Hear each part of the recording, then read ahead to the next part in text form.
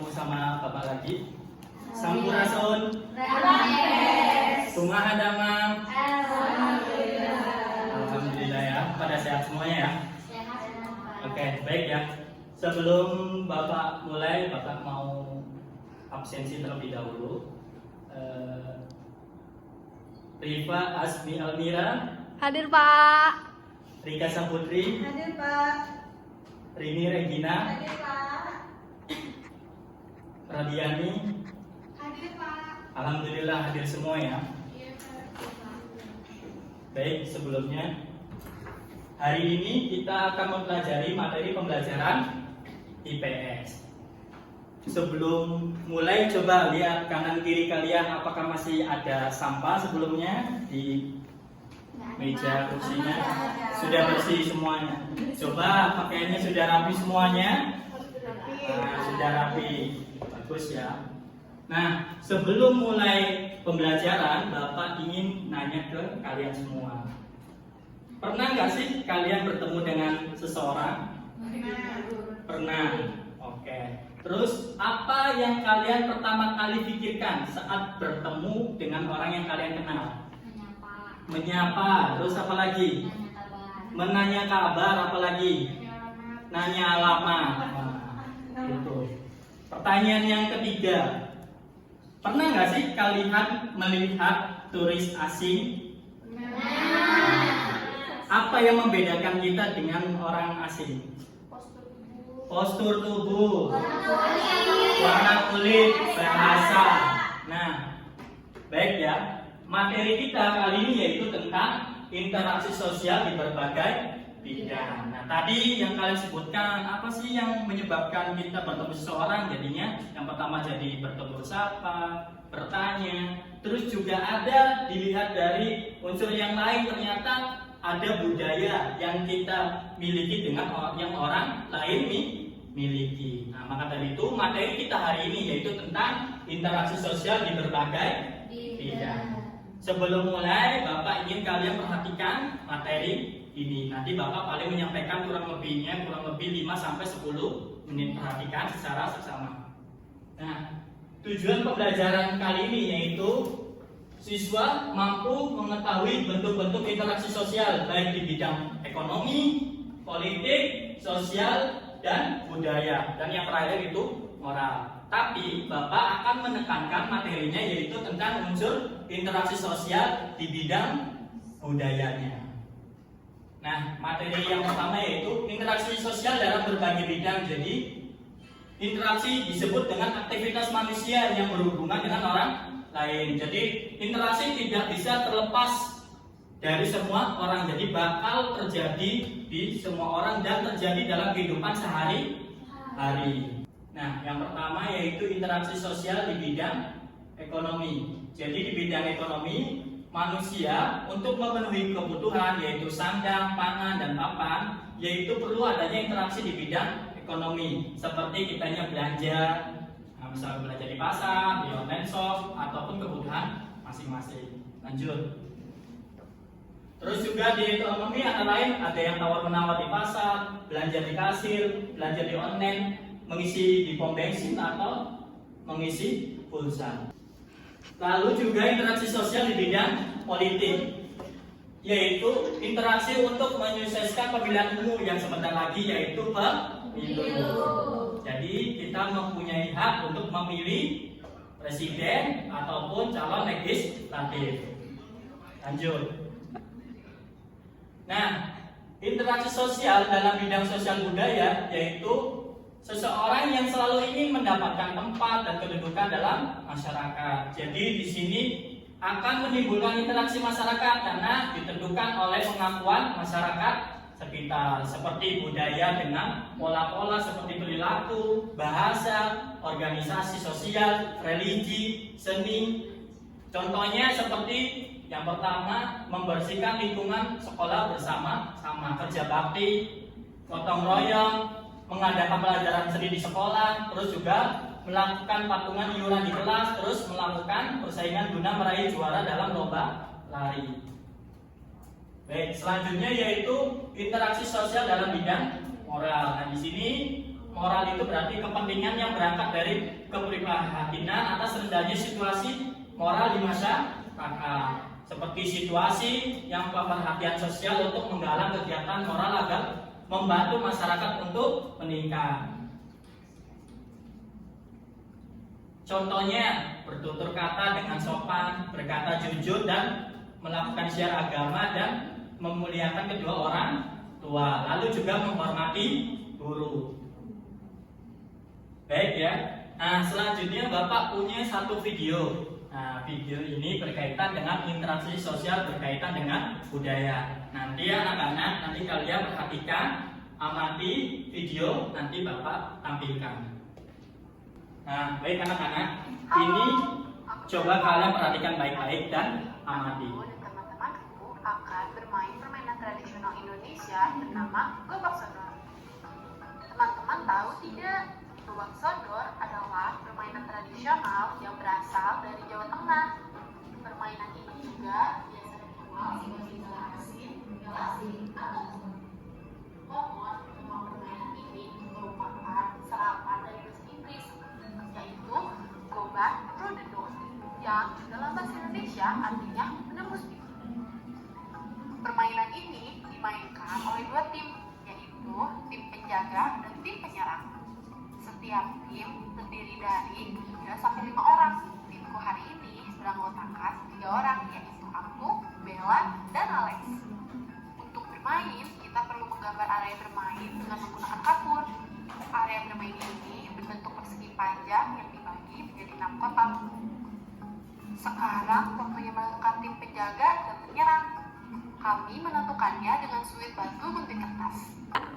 Baik anak-anak, tadi kalian sudah mengamati video yang Bapak sampaikan. Nah, sekarang Bapak pengen bertanya ke kalian semua. Dari video tersebut, ada nggak sih bentuk interaksi asosiatif yang terjadi? Ada yang tahu interaksinya apa asosiatifnya? Kerjasama, Pak.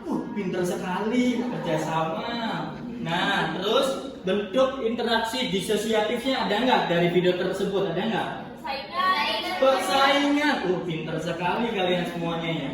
Jadi interaksi sosial dari permainan games dalam berbentuk budaya itu ada yang satu asosiatifnya dalam bentuk kerja sama dalam tim. Yang kedua disosiatif yaitu persaingan. Persaingannya di sini dalam bentuk positif yaitu untuk mencari pemenang. Baik, selanjutnya Bapak ingin membagi kalian menjadi 3 kelompok. Nah, sekarang Bapak sudah menyiapkan. Nah, ini ada topi kelompok 1, topi kelompok 2, dan topi kelompok 3. Bapak juga sudah menyiapkan di sini LKPD-nya untuk anak-anak semua nanti diisi. Nah, nanti Bapak kasih waktu buat kalian mengisi. Nanti Bapak bagi kelompok 1 dari ujung sebelah sini. Nah, ini tipnya 1. Kelompok 2. Nah, selanjutnya kelompok 3. Wah, baik ya. Selanjutnya Bapak nanti memberikan LKPD buat anak-anak mengisi. Nih, kelompok 1, kelompok 2, dan kelompok 3. Nah, Bapak akan memberikan waktu ke kalian 25 menit buat mengerjakan dan berdiskusi dengan teman-teman. Nanti setelah pembelajaran, nanti perwakilan untuk maju ke depan, mempresentasikan interaksi sosial berbasis budaya yang sudah kalian pelajari. Mengerjakannya dimulai dari sekarang. Diskusi dulu, diskusi.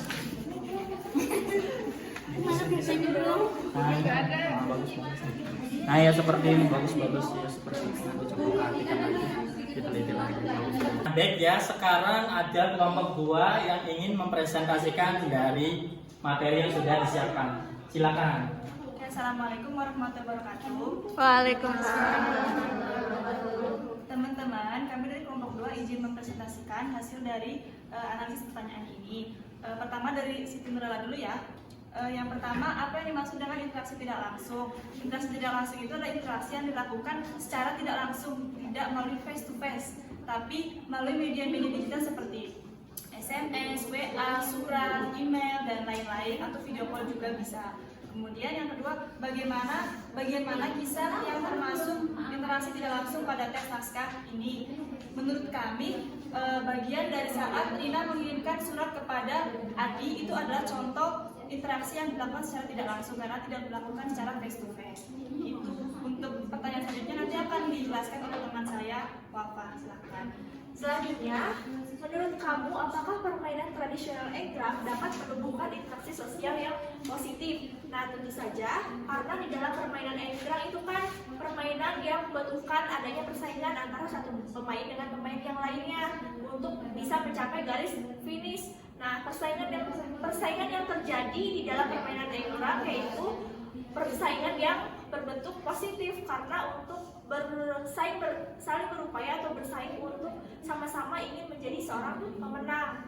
Nah, yang kedua, berikan contoh lain dari interaksi tidak langsung yang mungkin kalian alami. Nah, untuk sebagai pelajar, interaksi sosial yang tidak langsung yang sering saya lakukan adalah dengan cara WhatsApp-an dengan teman dan juga dengan melalui DM Instagram atau DM TikTok yang saling share meme atau video-video lucu. Nah, itu kan juga salah satu bentuk interaksi sosial yang sering saya lakukan dengan teman-teman saya atau saya sendiri seperti itu. Nah, untuk penjelasan dari kelompok 2 dicukupkan sekian, kurang dan lebihnya mohon dimaafkan. Wassalamualaikum warahmatullahi wabarakatuh. Oke, tepuk tangan buat kelompok 2. Oke, baik anak-anak, materi demi materi kan sudah selesai. Nah, sekarang Bapak ingin mengetes kalian satu persatu. Nah, Bapak ada spidol. Nanti kalian menyanyikan lagu yang paling populer. Lagu daerah apa? Manuk Dadali. Manuk Dadali. Nanti pas lagunya berhenti, nanti Bapak kasih peta. Nah, Dari yang pertama, sok. Satu. jauh di awang-awang meber kenjang-jang bareng taya karingrang kuku naranggoas pamatuk nangeluk pik nyululuk. Wah, stop. Nak wangi sekarang Bapak mau nanya. Nah, tadi kan sudah dibahas tentang interaksi sosial ya. Sekarang Bapak mau nanya, apa sih yang dimaksud dengan interaksi asosiatif? Asosiatif itu yang saling menguntungkan interaksinya. Oh iya, betul. Kak. Terus kalau dilihat dari unsur budayanya tadi tentang apa aja? Contohnya gerobak sodor, Gerobak sodor sama tadi kan main engkrang. Oh, contohnya permainan tradisionalnya bagus. Oke. Baik anak-anak, dari materi kelompok diskusi sudah. Sekarang kita di penghujung akhir yaitu memberikan kesimpulan. Nah, dari materi tersebut apa yang dimaksud dengan interaksi? Jadi interaksi adalah hubungan antar individu dengan individu, lalu kelompok dengan kelompok atau kelompok dengan individu. Terus interaksi juga dibagi menjadi dua, ada yang asosiatif dan disosiatif. Kalau asosiatif yaitu berbentuknya tadi kerja. Contohnya berbasis budaya permainan apa tadi? Gerobak sodor, enggrang, yang tadi kelompok 2 sudah sampaikan. Lalu kalau yang disosiatif itu dalam bentuk pertenangan atau persaingan. Kalau dalam unsur budaya persaingannya itu dalam bentuk positif, dalam permainan untuk menjadi pemenang. Nah, sekian dari kesimpulan materi hari ini. Nanti selanjutnya dibahas materi berikutnya. Mungkin dicukupkan saja dari Bapak. Mari kita tutup dengan doa.